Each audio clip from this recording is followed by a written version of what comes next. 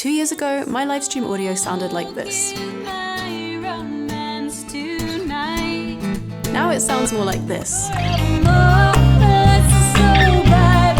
Watch on if you're looking to get the basics of your audio setup sounding pro quality for live streaming or videos without spending a load of money on fancy equipment.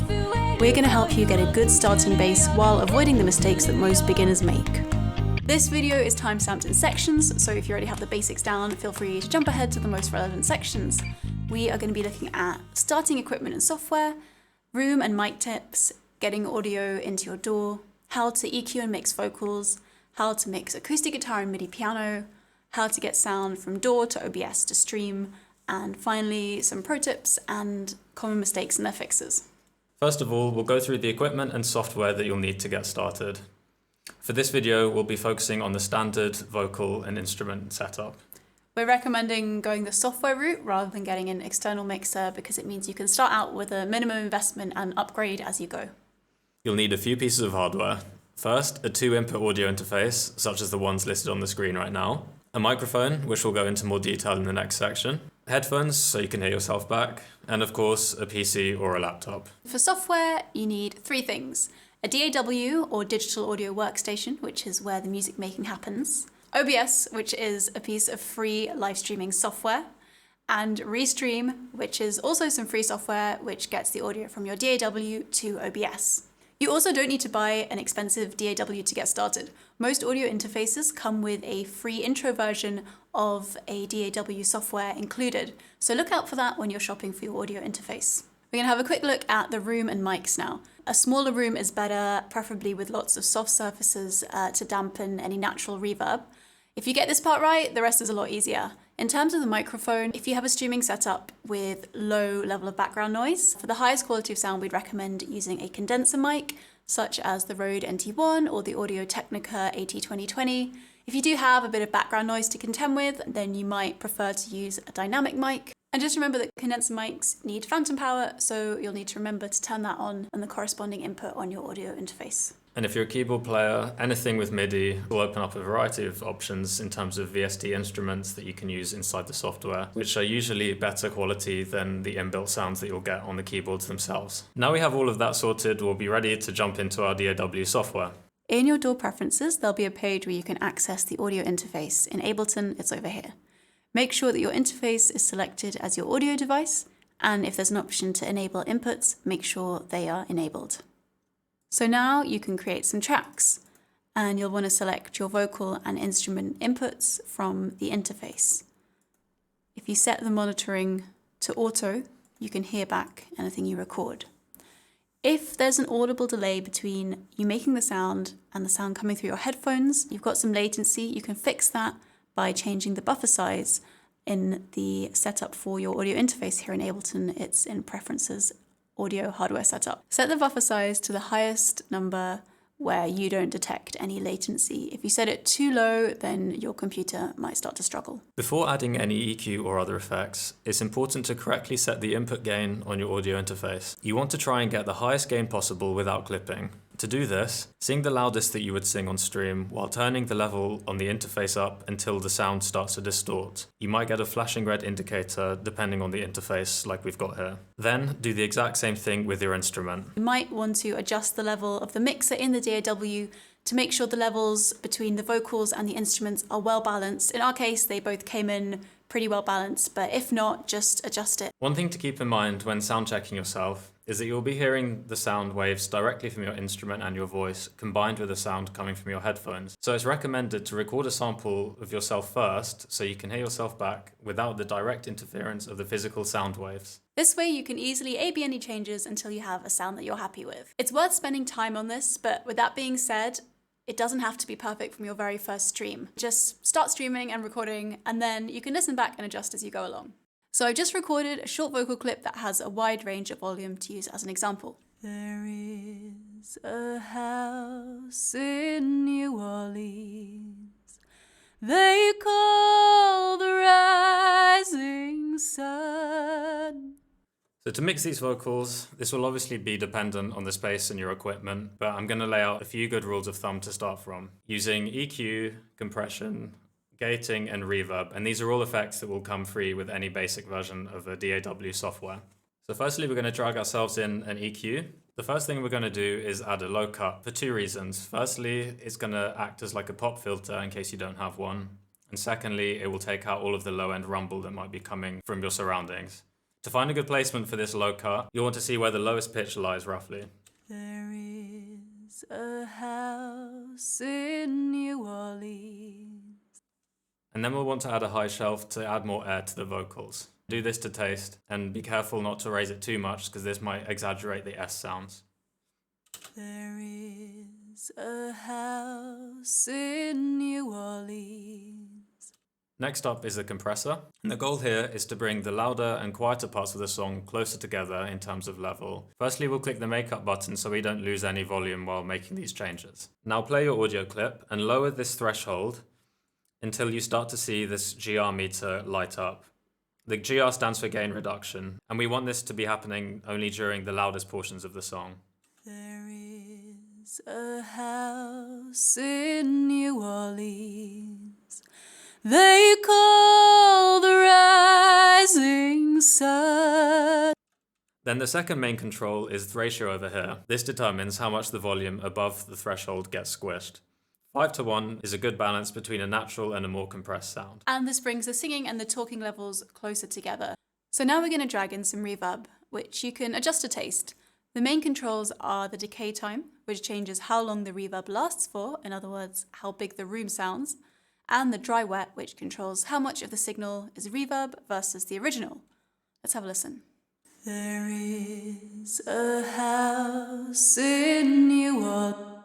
In this case, we're going to bring down the dry wet because it's very reverby and sounds a bit like we're in a cavern somewhere. And we're also going to try just upping the decay time a little bit.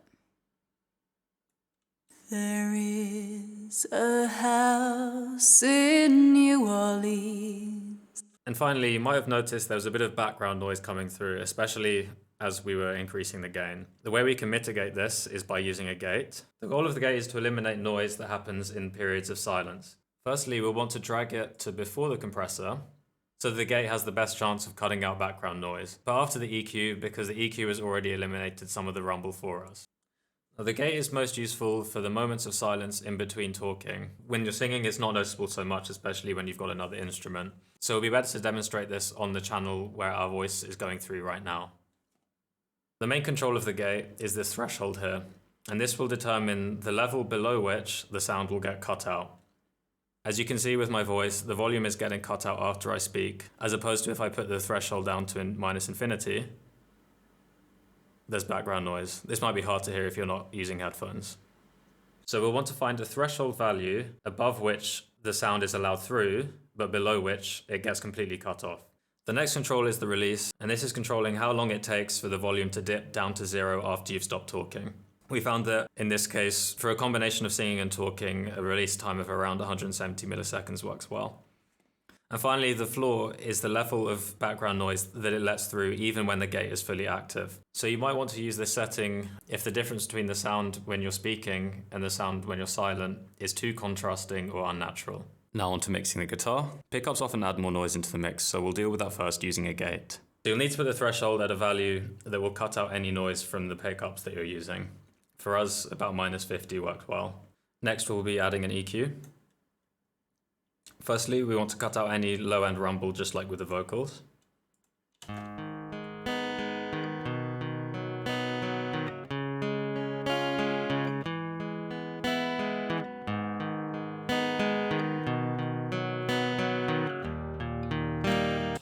So that last note there was quite low. So we'll judge the frequency of the cutoff on that note. For this specific guitar, the pickup is giving a sound that's quite boxy, so we want to cut out some of the range around 400 Hz. This will depend on the individual sound of your guitar, so you may or may not need to do this.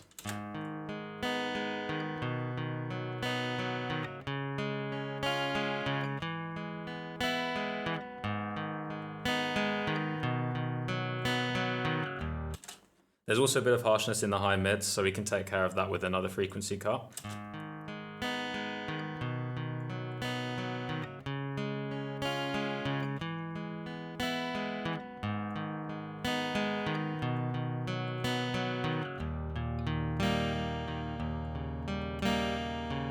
Next, we'll be adding in a compressor.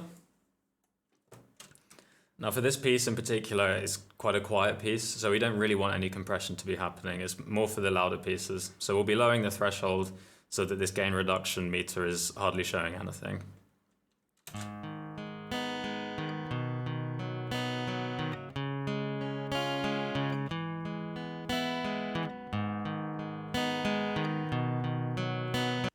Then of course for the louder songs, the compression will be more active, bringing the louder parts and quieter parts closer together in volume.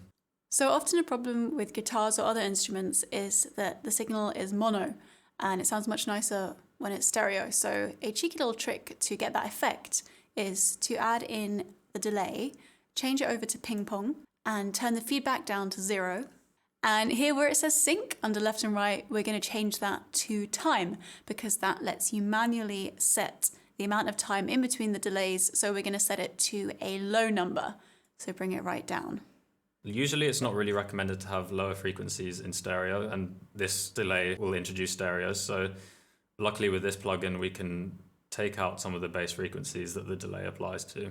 So if you've got an acoustic guitar going through a DI, you're going to get a bit of an electric sound. Bear in mind, it will also be picked up by your vocal mic as well, so it won't be completely the DI. But if you want to add a bit more of a sort of natural acoustic sound to that, there are plugins that you can buy to do that, but just an extra little trick we found is adding this reverb, and we've just tweaked the settings to give it a little bit more of an acoustic sound, so you can copy these as well. So here's how it sounded before adding the effects. And after.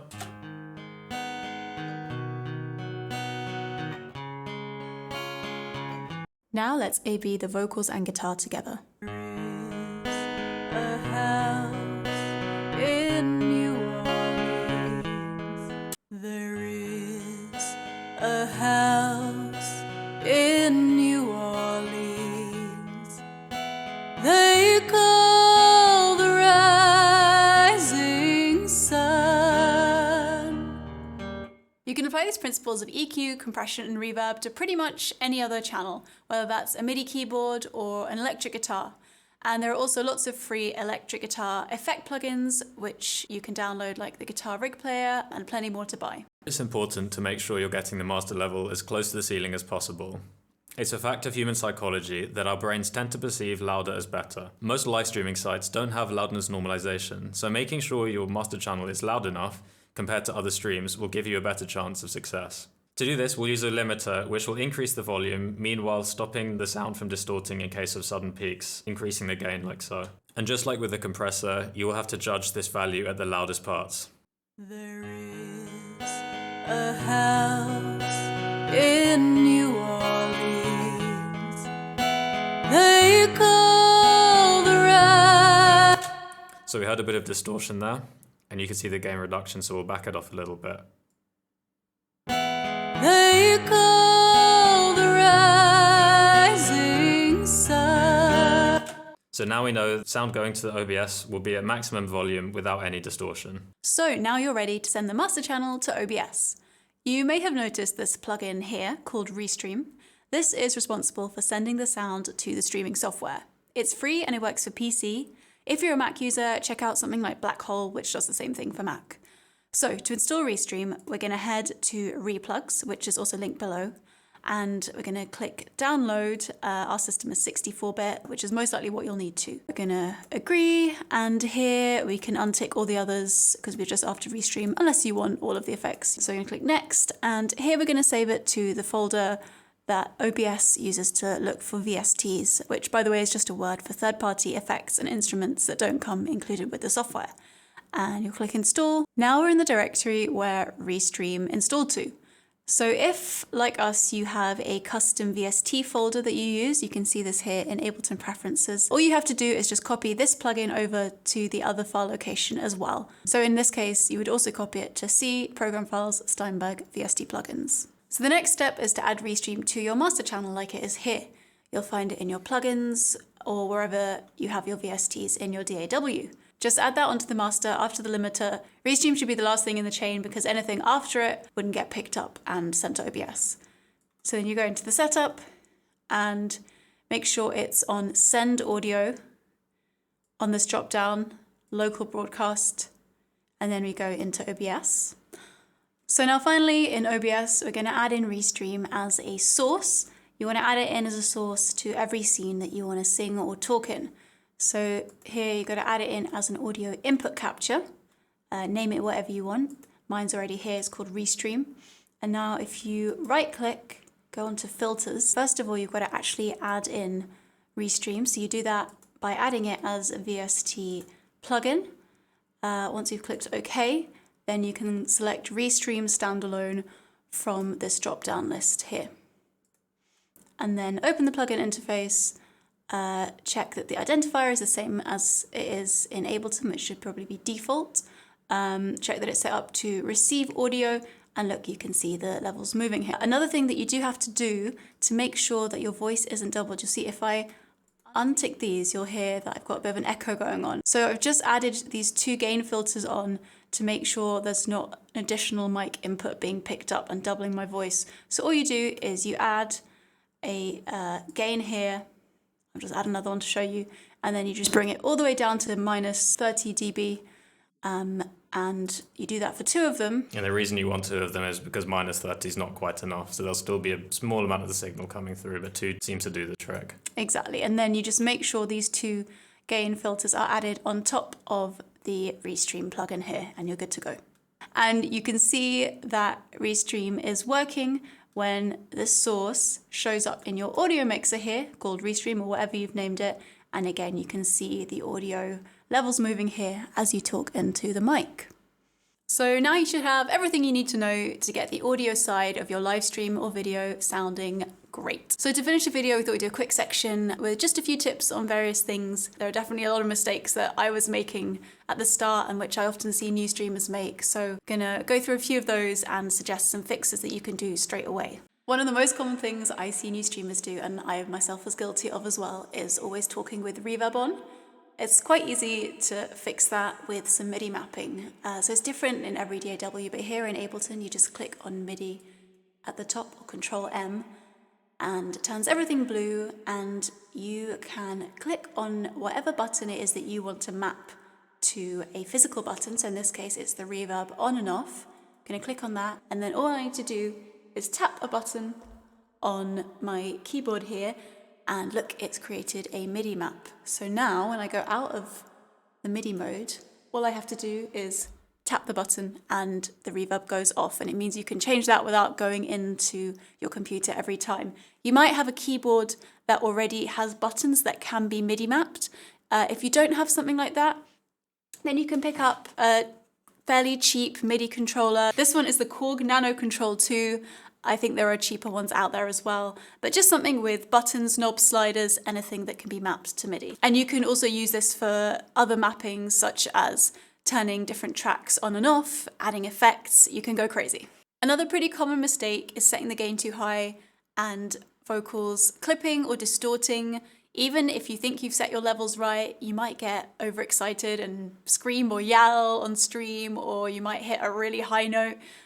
So when you're checking your gain, do put it through its paces and give yourself a little bit of extra room just in case. Another helpful tip is that Ableton has a built-in tuner in its audio effects. So you can just drag this into your guitar channel or any instrument channel that needs tuning, and voila, you have a tuner. And if your DAW doesn't have that, there are plenty of free VSTs that you can download.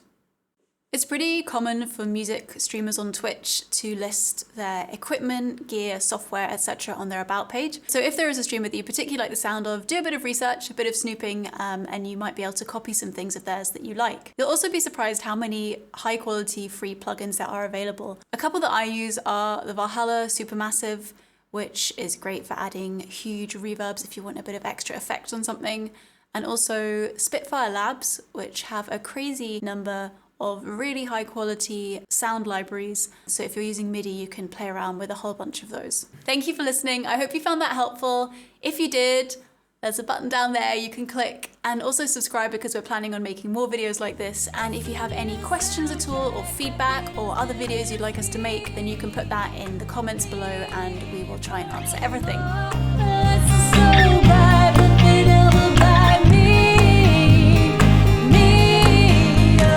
Welcome to New York. It's been waiting for you. Welcome Studio.